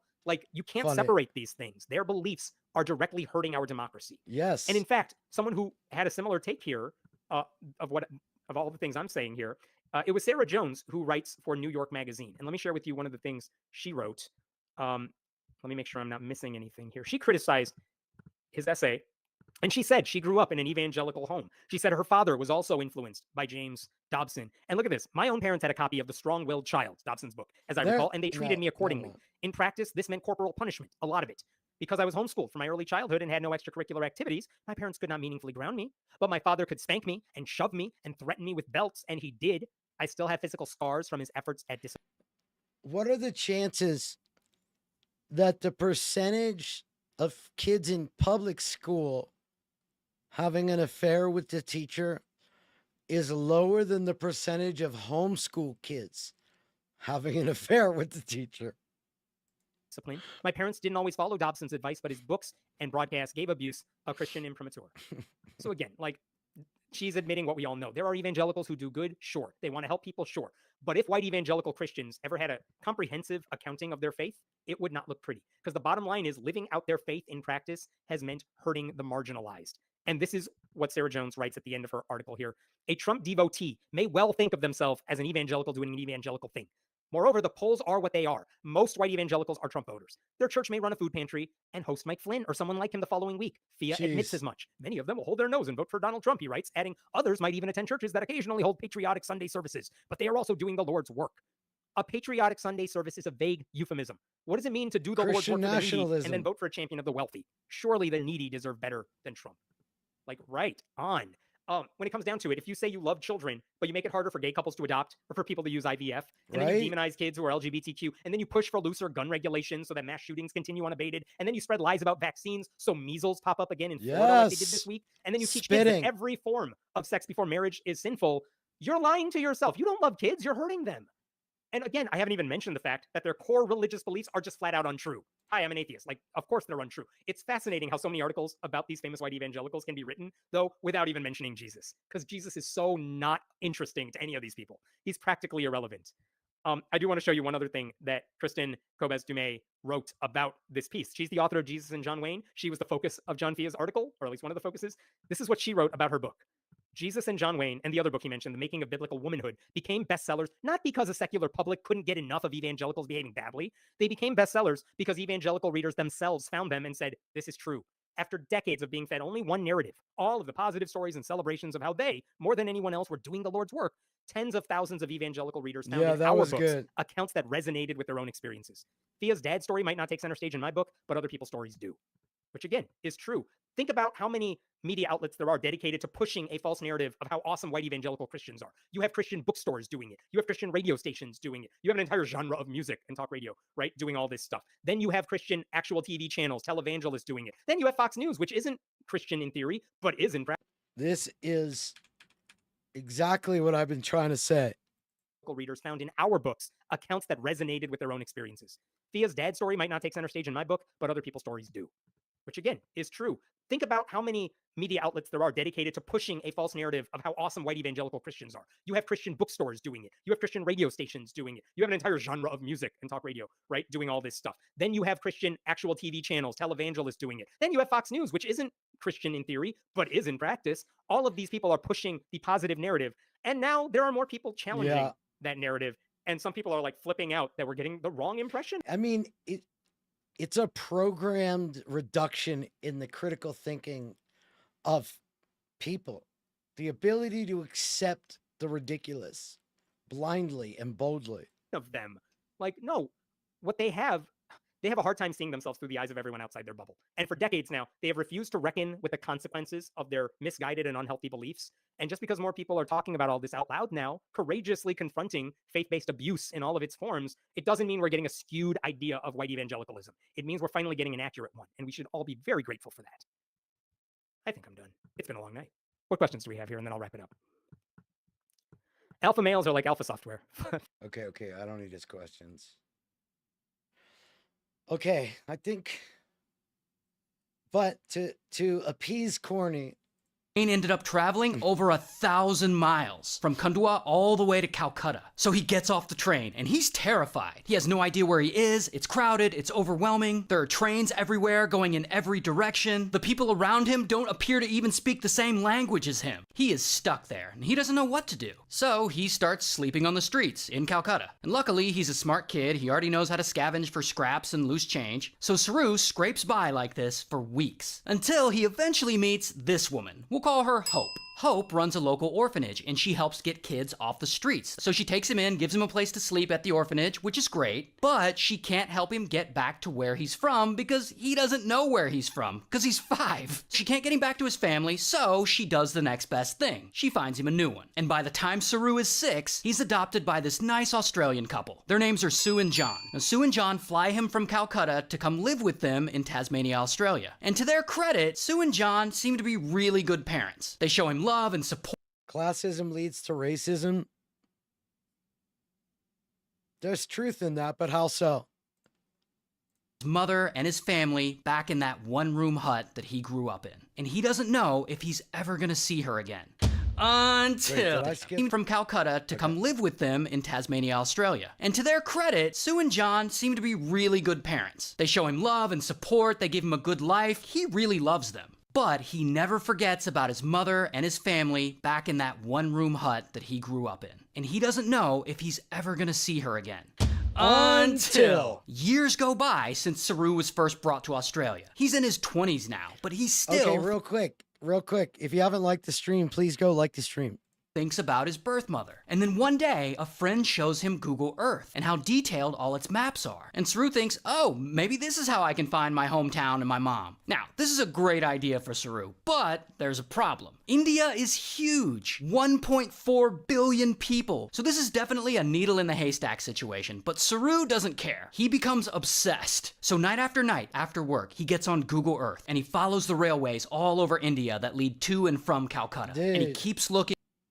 Dude, isn't there some dude that like the military contracted with that could like literally tell you where you were anywhere on the world if you just like took a picture outside or some shit? looking and he keeps looking, and Anybody know about what I'm talking 6 about? years go by and he's still looking. But then, late one night, Saru finds this random little railway, and he decides to follow it for a while. And then suddenly, he starts seeing landmarks that he vaguely remembers. A water tower, a bridge that's near a dam, and he's like, crikey, mate, or Crikey. whatever the hell it is that Australians say. I think this is it. I think this is where I'm from. And there's only one way for him to be sure. He's got to travel there. So he hops on a plane and he flies all the way from Tasmania to Kundwa. And soon enough, he's in his hometown. And he ends up walking on a path he remembers walking 100 times as a kid. And eventually that path leads him to the doorstep of his childhood home, that one-room hut. But unfortunately, the hut is no longer there. Now it's just a pile of wreckage. It's been torn down. But then he happens to meet a local resident, a neighbor. And Saru explains his story and he shows neighbor his childhood photo. And neighbor looks at the photo and he's like, I can take you to your mother. And then he leads him around the corner, not too far away. And that is where finally, after 25 years, Saru finally sees his mother. They're reunited. And they can't believe it, and they're happy, and they're overjoyed. And since then, Saru writes her regularly, and he goes and visits her when he can. He ended up buying her a house so she no longer has to work. It's all very heartwarming stuff. The good ending. Shout out to India and Tasmania. India and Tasmania. So that's Ray Williams something. Ray William Johnson. I like those videos. We don't say crikey, mate. More like, fuck me, mate. Hey, fuck me, mate. I was going down to the pub. Rumble, I can never remember if it's New Zealand or Australia. Fuck. Okay, all right. We'll see if I make it through this. One more. Oops. No. Parkinson's.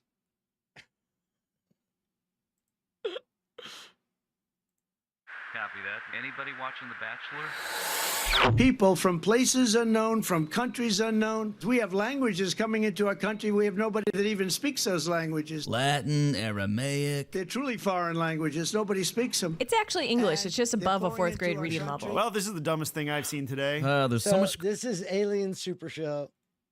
This is one of the best entertaining shows on politics. Crazy stuff again this week. You're right, Gleep. Fire up the Alienator. You can monitor her Netflix special If You Didn't Want Me Then. Comedian Beth Stelling, I Want You Now.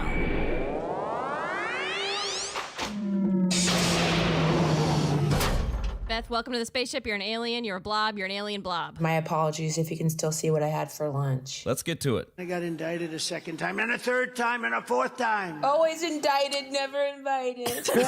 And a lot of people said that that's why the black people like me, because they have been hurt Dude, black people like me because I got arrested. so badly and discriminated against. It's not a racist country, but black people do get arrested. I mean. I'm just like the Central Park 5. Hey, kid. Australian or New Zealand? Why can't I ever remember? That I wrote about all those years ago. I can't remember what I wrote about. And it's a disgrace. This is like a third world country. The Kid's Guide to Trump book? Did anyone else see that? Yeah. The best part of Dude, Right Side Broadcasting and Newsmax have the funniest fucking ads. Stop grooming the kids, you liberals. Get your free Kid's Guide to Trump. Right Side Broadcasting Network is that they are constantly. You too can learn how to speak in maximum sentence fragments, New Zealand. Gotcha. Promoting the weirdest. So you're Flight of the Conchords. My ass got arrested. Yeah.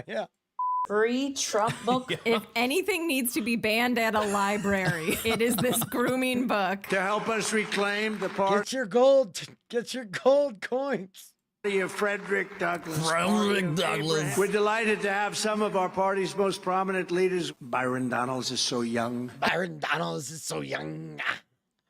He's so fucking weird. He's so weird. Like, people who say Biden's creepy, and like there are times, right? He can be creepy. Be a bit weird. It always kind of makes the hair on the back of my neck stand up in that weird horror movie way when he whispers into the microphone. Wesley Oh Hunt my is so God. young. You guys are so young. Oh, I'd like to get a couple of years from them. I'd like to suck some of their blood out. It's like literally the plot of Get Out. I'd like to transplant my brain in you. Come here, you young black man. I could get at least 4 more terms with you. He's like, sometimes just youth makes my move. Other times, it's a lot of Adderall. I'd like to snort you. Ruthless gangs will explode even more into the suburbs. Duck When and they talk cover. Dude, migrant crime. I made up the term migrant crime. Nobody ever said migrant crime before I did. Ladies, we got gangs exploding. Suburban women, they're going to love me so much. They're going to say, Oh, I wish God. we had that guy back. Ooh, that guy found liable for rape? My hero. The gangs will be invading your territory, I can tell you that. Girls, the gang's right behind you. Get into the voting booth quick. All right. Well, as Trump tries to scare women into voting for him, Republicans are the ones they should really be afraid of. You want to know what I had for lunch? Okay. Alabama embryos. I ate all the Alabama embryos. They left them out. The Supreme Court Chief Justice Tom Parker wrote, "Human life cannot be wrongfully destroyed without incurring the wrath of a holy God." Dude, imagine you're on trial, right? And the jury says not guilty, right? And the judge is like, you know what? As a Christian, I've decided you are guilty. God spoke to me in chambers and said, this is where you have to make a stand. She does not have to make a cake for you. Who views the destruction of his image as an affront to himself. Totally and he goes on makes to say, sense. quote, "Even before birth, all human beings bear the image of God, and their lives cannot be destroyed without effacing his glory." That is from page 72 of the Dungeons and Dragons Monster Guide.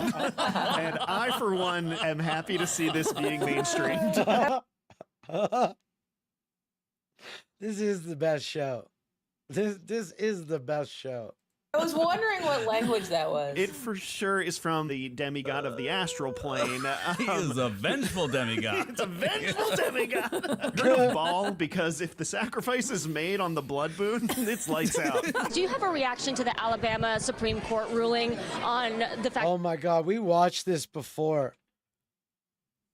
I think Tommy Tumbleville made more sense when he was falling down the plane stairs than he does right here. It's lights out. Do you have a reaction to the Alabama Supreme Court ruling on the fact that embryos are children? Yeah, I was all for it. We're about to watch him completely change his opinion in real time. Back on families. Thou shalt not make a cake for days. Yeah. Forgot that one.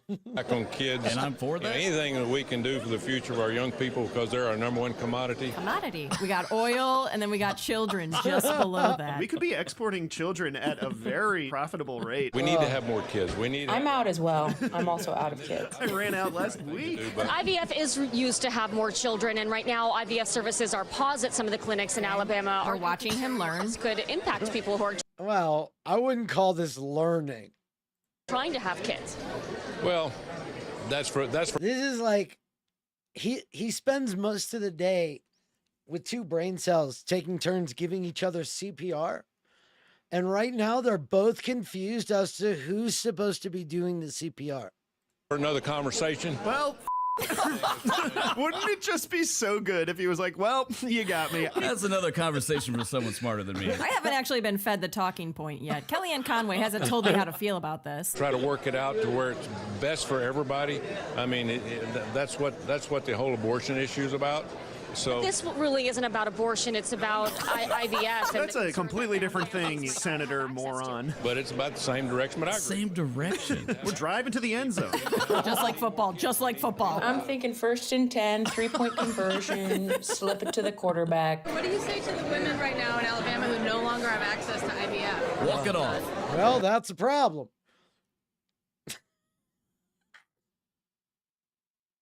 You can just see the dumb coming out of his pores. It's like Play-Doh, but dumb. Well, that's a hard one. It really. Well, you're just out of luck. Losing's hard, but it's the only way you get better. I'd have to look at the entire bill and how it's Not a written. bill. I have not seen it. Supreme Court decision. Did his nose get longer during this conversation, or is that just my imagination? I know that. I know that. I just heard you say that. I just learned that right now. God. He's Dr. Manhattan. He's like, I know that now that you've told me. Time is a flat circle. Unfortunate. Unfortunate. God. Can you imagine so if they good. made you watch your interviews like you do with football tape? Yeah. Let's roll this back. Do you see what you did here? This is where you It's crazy that he. This is where you fucked up. I know that now that you've told me. If only they had, if only they had a John Madden fucking AI. You see, this is where he ran into trouble, and boom. time is a flat circle. Unfortunate. Unfortunate. God. Can you imagine if they made you watch your interviews like you do with football tape? Yeah. Let's roll this back. Do you see what you did here? This is where you up. It's crazy that he doesn't leave. He keeps getting back up. He's the kid in the thing that the foam bar keeps hitting him. No. He's this. He's Lady One Question. He's Lady One Question. Ah.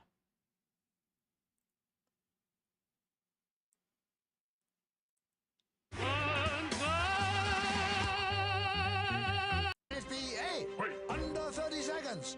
B, 31 to 60 seconds.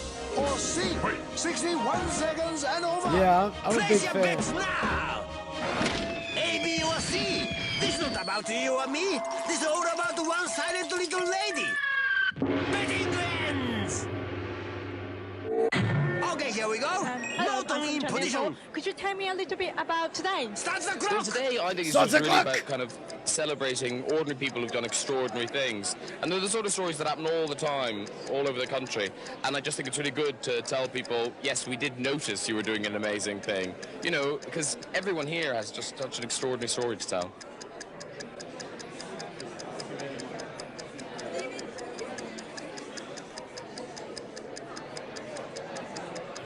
Whoa, what happened? What's going on? He's just staring at her. He like a gay scarecrow or something. Like a gay scarecrow. What's the problem, Noto man? They are like two brave gladiators doing a battle with their sword of silence.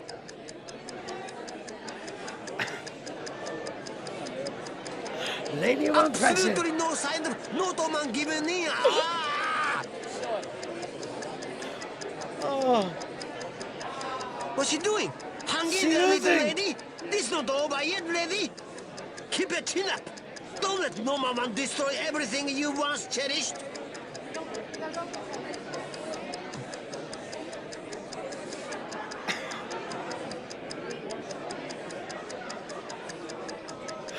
I can cut the tension with a knife.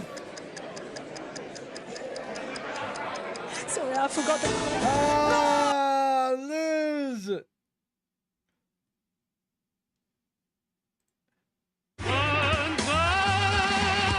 24, stupid! Hurry up! Betting ends! Okay, here we go. Lady One Question in position. Hello. Lady One Question. Please unleash your one question. Could you tell me something about the difference between American pop idol to British pop idol? Start the clock. Well, I think See your way. I think the girls have got more attitude here, and the girls are better. Yeah, essentially though, it's the same. It's the same show. You know, everyone wants to win the competition. Most people can't sing, but the girls are good in this competition, and I think a girl's going to win it. That's it. That's it. That's it. What? I think I'm gonna buy some like regular. I haven't got anything else to say. And actually have someone run me over the car because it'll be cheaper that way. What? Do you want to ask me something else? I'm obsessed with your show. I love it. All my girlfriends I sit around watching. Have I said something? So we've never met. But That's it. So that's odd for me. We got picked up for 2 years. This is really good. Very nice. And that's the difference between the two shows. I have an album Could you help me out here, please? She's very mad at you. Have I said, well, have I said something? Are you Dude, mad at me? people can't just leave. It's amazing. Oh. Not do I. Okay. Awesome. I'm next. He finally had enough. Oh, going? oh, so good. I used to love this show. This is a show. It's from a show called Bonsai. Oh, fuck. I used to love this show.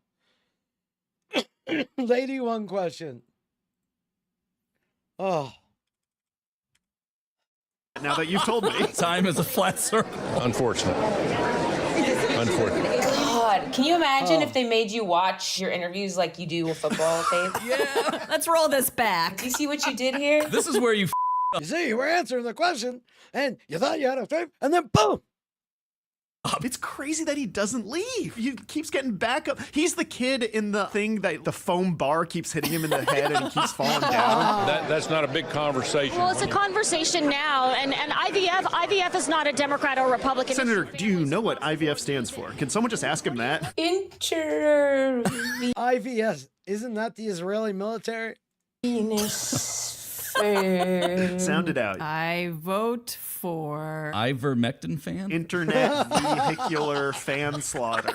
Are you saying that families in Texas who are using IVF do not need to worry? They need to worry. They need to be very afraid. They need to leave the state. Well, so you raise fact questions that are complex that I simply don't know the answer to. I'm a low information governor. Examples, and that is, I have no idea mathematically the number of frozen embryos. Is it? I don't know mathematically. What, dude? What? 1, 10, 100, This dude probably has a jar of embryos pickled on his counter. 1,000? If they're in a jar and I guess the right number, what prize do I win? I'm going to tell you right now, it's not one. These are very complex issues where I'm not sure everybody has really thought about. I know I haven't. What all the potential problems Hey, are. look, it's Dana Bash, the one that asked Mayorka if the Biden administration was really implementing the great replacement theory. Oh my fucking God, I hate CNN. Really gets to the non-beating heart of life at Can't walk away conception from the question. spotlight, As a right? pro-life movement, we believe that those are children. And here Is that the moon? Is that the moon or those? Oh, those are Life kids. at conception. They're children. I hardly recognized them. Is that Uncle Joe? Question. As the pro-life movement, we believe that those are children. Oh, excuse me. I am supposed to believe these are children. Have you never had a child throw up on you? Are you trying to tell me this thing could somehow spit up on me? And here are our beautiful children. Look at those adorable embryos. Oh my. Did anybody see when fucking Charlie Kirk debated Ben Glebe? I think it was. Was it Ben? It wasn't Ben Glebe. The fuck was his name? Maybe it was Ben Glebe. And he showed Charlie Kirk the fucking dolphin fetus. And Kirk was like, that's definitely a human baby. Oh my God, they're so cute. Sextuplets. I love the stage. You can tickle them right in the middle and they do nothing because they're not people. I'm sorry, this is actually footage of the moon landing. My apologies. When I was going through this process with my wife, We actually could get pregnant naturally, but my wife Meanwhile, Fuentes is a fucking test tube baby also. refused to have sex with me any longer. at one point I had to move an embryo literally across town in a canister. Someone open that lid so that baby can breathe. And I put it in the back of a cab. It was my embryo, not me, that asked you to turn down the African music. It has nothing to do with me. And I really felt like I was moving a child across town. As you can see, I bite my nails because I'm unwell and constantly stressed. Oh my God. Wow, yeah, those are past the nail bed. Those are nubby nails. Ooh, those hurt to look at. The lies eat at me and I eat my nails. I bonded with that box. I'm now the father of 4 beautiful box. boxes. Ultimately, it became a baby. Became. Keyword. All right, Beth, can I give you a little forewarning here? Yeah, this is the part where we play a clip from a Nazi. Speaking of Nazis, why does everybody got to bring up race? Up Nazi who dined at Mar-a-Lago at the table Yes. of Donald Trump. My wife wants to know your take on IVF. Nick Fuentes is just a gayer version of the Covington Kid. She was 27 when we found out it's the only way she could get pregnant. By the way, that's not an AI voice. That's how Nazis sound when they have no empathy. That was deeply upsetting. You can't be willfully sinning like this. And, you know, that may sound hypocritical. I am an IVF baby as well. Oh, it doesn't get any clearer than that. Fuck, give me that ladder. Give me that. Now that I'm up on the roof, give me the ladder. Fuck you kids. Give me the ladder, motherfuckers. Have this hot oil. Stop. Okay, I would like to revise my position on IVF. Unbelievable. I think it's terrible. His parents' fertility doctor must have some serious Oppenheimer regret. Would you go back in time and stop IVF baby Nick Fuentes from being created? Yes. All right, from frozen embryos to a frozen Senate Minority Leader. Dude, it is so disrespectful that nobody gives him credit for those mannequin challenges he pulled off.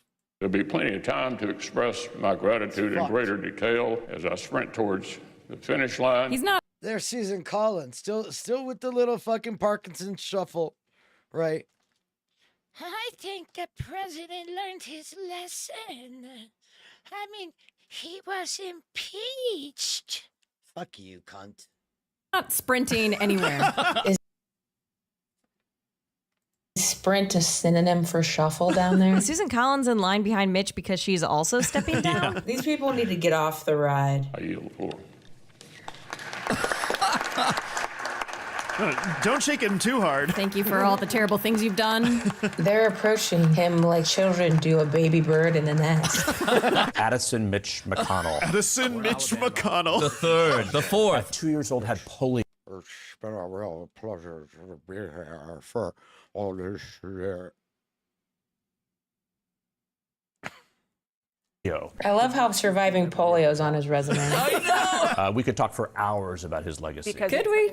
History in the making right now. My God, I fucking hate mainstream media.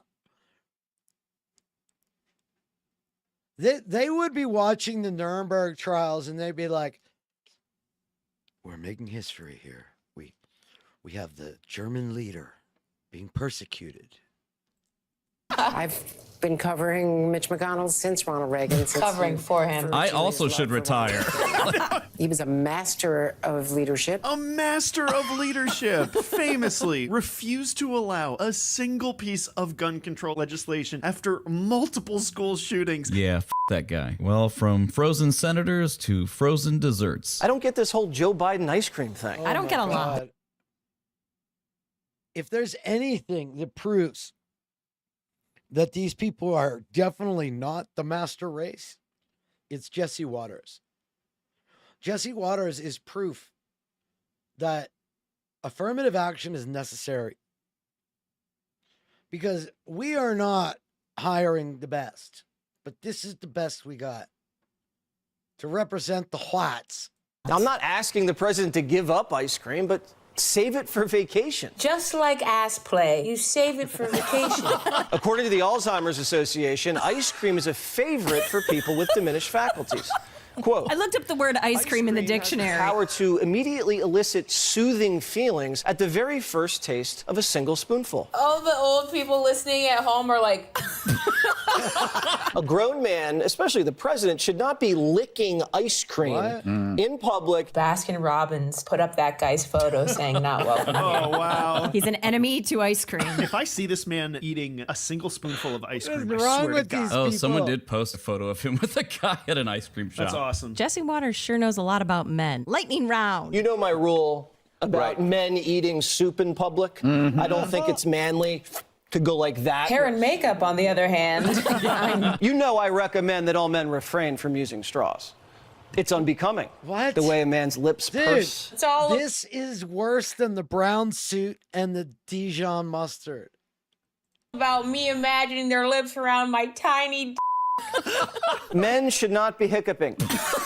Only if they've had way too much to drink. Better not be Bud Light. You should never sit on the floor as a man, except if you're playing with your baby or playing with your dogs. Or your Unless you're holding a mirror and you're trying to get a better look at your Another thing, when you're doing stretches alone, what the hell? Especially the child's pose, you shouldn't walk in. This is very specific. This is like when Matt Walsh describes his fantasy of being in a bathroom when a trans person comes in. I'm just there at the urinal and, nice tile floor and, it doesn't even smell bad for a public bathroom. There's nobody in the stalls taking your shit. And I hear the door creak open and I hear the pitter patter of shoot. On anybody doing a child's pose. It's a very Someone walked in on him doing the child. This is prime time Fox News. This is the guy who replaced Tucker Carlson. Reason, people.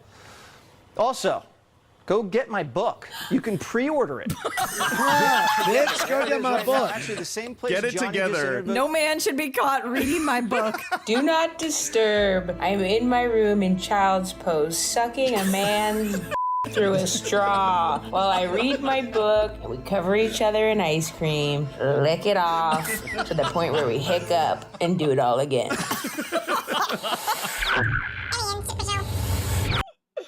Again, that's Alien Super Show. You can catch it on the Midas Touch Network, but also you can catch it on their channel, Alien Super Show.